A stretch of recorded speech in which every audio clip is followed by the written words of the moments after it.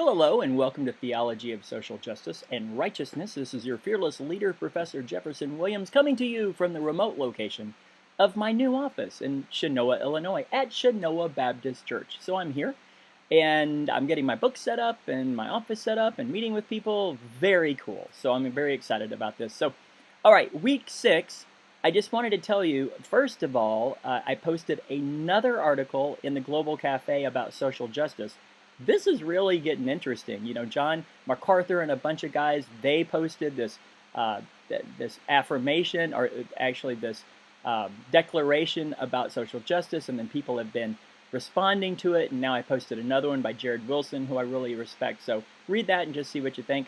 It's a very relevant topic right now in Christian circles. So week 6. So last week we talked about Perry, right? And Perry made the case that there is an explanatory basis for social justice, and it must be theistic in nature, correct? He didn't say what kind of theistic, he just said it must be theistic in nature. So what you're going to do is you're going to do a 3 to 5 page paper extending the argument and presenting Christian theism as the best, if it's possible, that to present Christian theism as the best version of theism to explain social justice. And you're going to read Waterstorff and then do a 3 to 5 page, double-spaced, MLA formatted paper and state whether you think this extension is possible or not.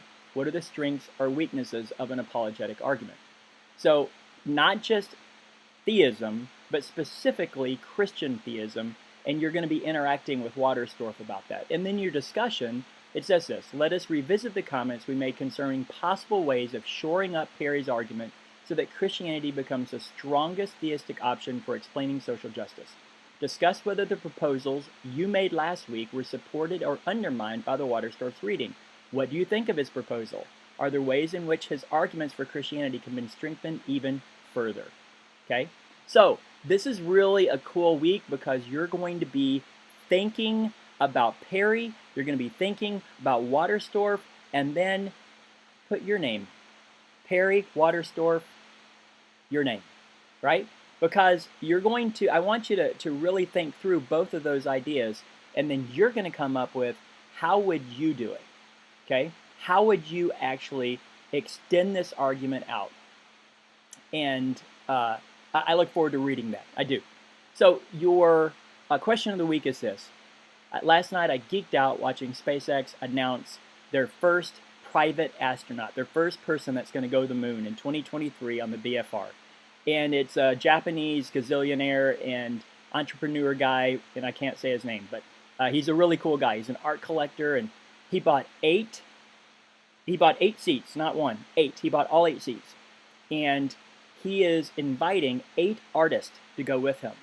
Fashion designers, photographers, sculptors, painters, those kind of musicians. So here's my question. If you were to buy 8 seats, or more than 1 seat, who would you invite?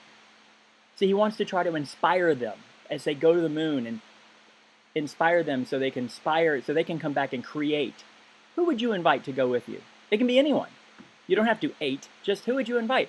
Personally, I think I would invite Bono. Because I just want to hang out with Bono anyway, and I would like wear his, I'd like get the cool glasses to wear with him, and that sort of thing.